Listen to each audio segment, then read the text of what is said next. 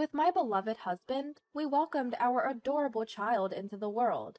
But my mother-in-law, as I will refer to her, had the nerve to say our child was not cute. Can you imagine saying such a thing about your own grandchild? To make matters worse, she treated me like an unwanted intruder. Well, two can play at that game. This is a tale about a self-centered, horrendous mother-in-law and a daughter-in-law who fights back. My name is Viola. I married my husband Elwood when I was 28. We were blessed with our long-awaited son, Ricky, just a year ago. I went back to work when Ricky was half a year old, placing him in a daycare center while I focused on my job. Some might frown upon that, leaving a baby that young in daycare, but there was a reason behind it. My husband's company wasn't doing so well, and his salary had gradually decreased since we got married. In fact, I'm now earning twice as much as he is. With a newborn child, expenses were only going to increase. With that in mind, I decided to return to work, sooner rather than later. I've never disliked my job, so returning wasn't a problem for me. However, there was one person who wasn't pleased with my decision. That person was my husband's mother, my mother-in-law. She had moved in with us 3 months prior. She didn't seem to like me much, not only criticizing my parenting, but also complaining about my day-to-day activities. How could you leave such a small child in a daycare center? You're unfit to be a mother. It's always been the norm for a woman to stay home and protect the household, hasn't it? Good grief, what century are we in? She kept insisting on this outdated notion. The moment I came home from work with our son Ricky, she'd start, "You're working late again? Don't you feel sorry for Ricky?" I do spend all day with Ricky on my days off. He's settled in the childcare center, so it's okay. But when I tried to argue, she'd furrow her brows angrily. "Well, you're just taking the word of the childcare workers. If you keep this up, the kid won't grow up right." My mother-in-law, for short, who doesn't even take care of Ricky, would boss me around about parenting from her high horse. On top of that, she had no problem attacking my character. "I regret living with a daughter-in-law like you, who only thinks about work. I wonder why my son Elwood married such a woman. I'm going crazy from stress every day." This time, even I had had enough. "If it's that bad, should we stop living together? You know why we decided to live together, right?" There was a reason mother-in-law started living with us in our house. Originally, she lived in her husband's home. But one day, her husband had a traffic accident and became paralyzed from the waist down.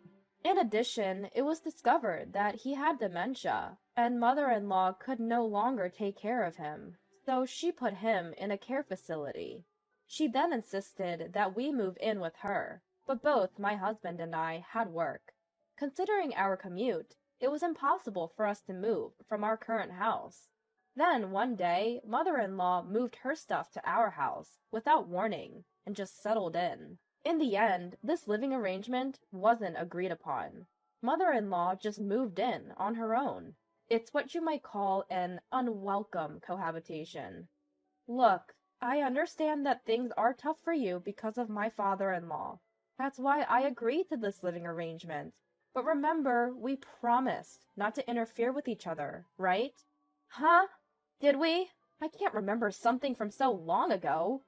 Even when I reminded her of our promise, mother-in-law was riding high, perhaps confident that she wouldn't be kicked out. Her attitude was really getting on my nerves. Enough is enough. I agreed to live with you because we promised not to interfere. This is not what we agreed on. Oh, you're so noisy. Why can't you be cuter, like Cecil? She's such a good, obedient girl. Cecil is my brother-in-law's wife. From my perspective, she's my sister-in-law, and she also has a bad personality. It's better to say that she's cunning, rather than having a bad personality.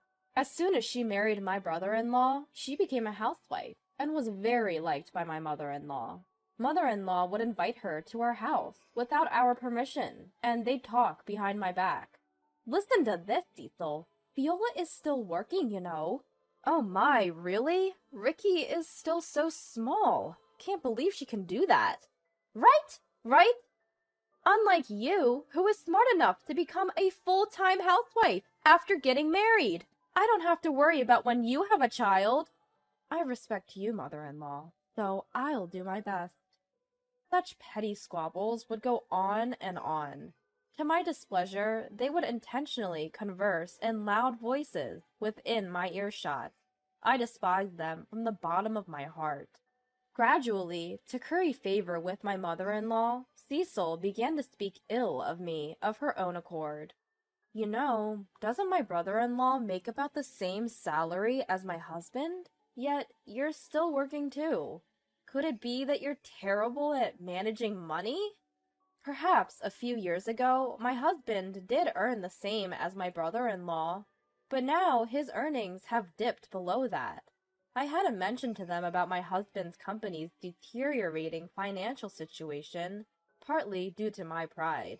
It's become routine now that whenever Cecil talks trash about me, my mother-in-law joins in, gleefully. Right? It's shocking to think she blames others for her poor financial management and childcare responsibilities. Cecil, you must never become a wife like her, okay? Of course not. I respect you so much, ma'am. Oh, Cecil, you're such a sweetheart.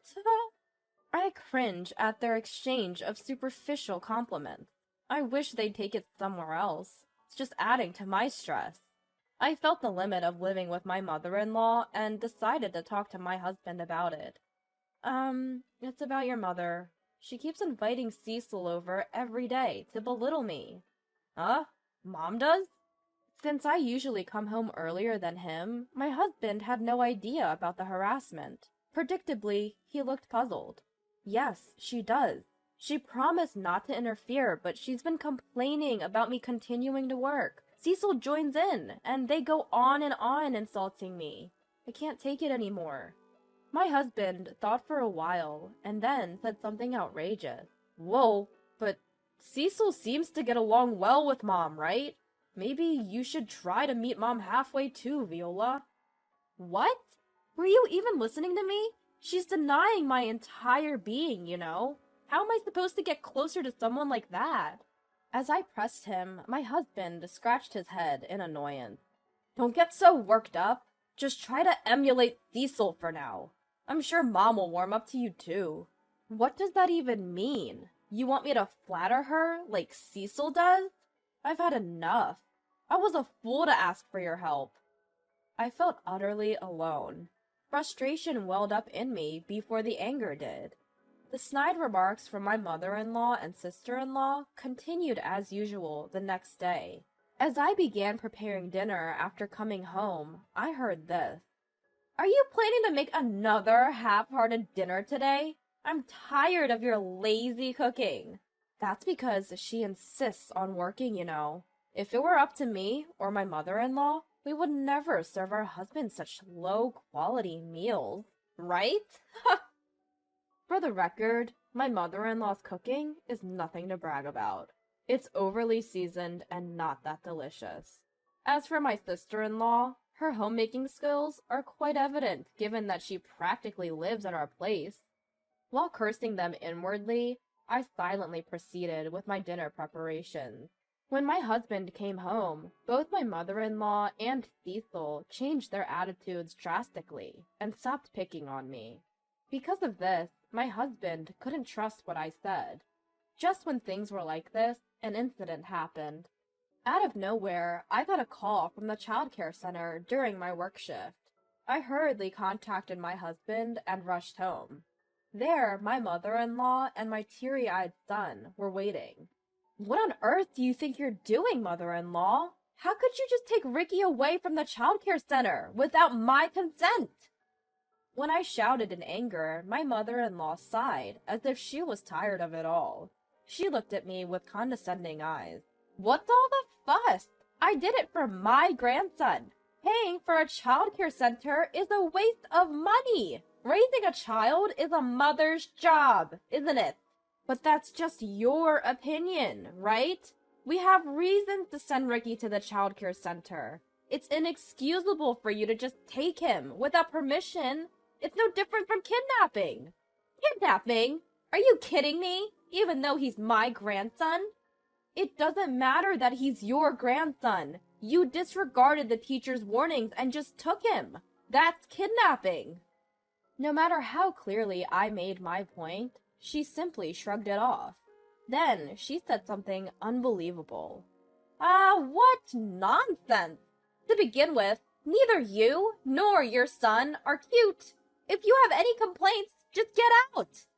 She didn't think my son, her own grandson, was cute? At that moment, a huge red flag went up in my mind. To call her own grandson not cute in front of him? We can't live with this woman any longer. I'll never forgive her for insulting my precious son. I swore to myself to protect him, no matter what. At that moment, my husband arrived home. I immediately broke the news to him. Elwood! It was your mother who took Ricky from the childcare center. I've reached my limits. I can't live with her anymore. Suddenly, my mother-in-law played the victim and started pretending to cry. Listen! Elwood! Can you believe what Viola is saying? She's accusing me of kidnapping. I just want to pick up cute little Ricky.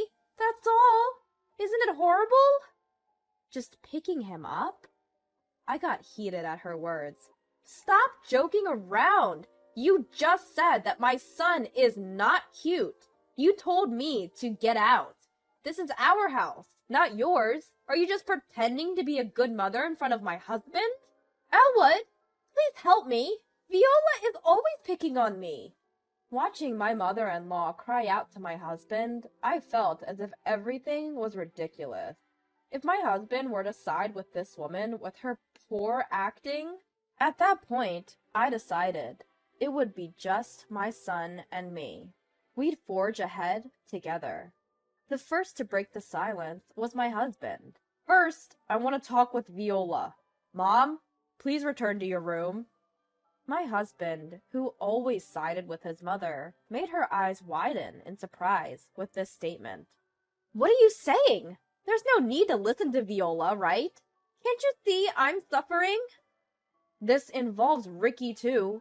That's why I want to have a proper conversation with Viola, as his parent. My mother-in-law looked unsatisfied the entire time, but probably didn't want to upset my husband, so reluctantly agreed. Afterward, my husband and I spent hours discussing the incident and everything leading up to it, eventually coming to a conclusion. A few days later, we decided to tell her the outline of what we discussed. Mom, sorry to keep you waiting. We finally come to a decision. My husband spoke to my mother-in-law with a smile. Seeing my expression, mother-in-law must have been convinced that her son was on her side. She started chattering excitedly. So, you're finally breaking free from Viola, huh? Without even considering what I had just said, mother-in-law was over the moon. She called my brother-in-law and his wife, and, like always, began bad-mouthing me. Wow, what a relief! Today, we finally get to say goodbye to Viola. Right, Viola? To her question, I responded with a smile. Of course. Well then, hurry up and leave, and take that not-so-cute kid who looks just like you with you.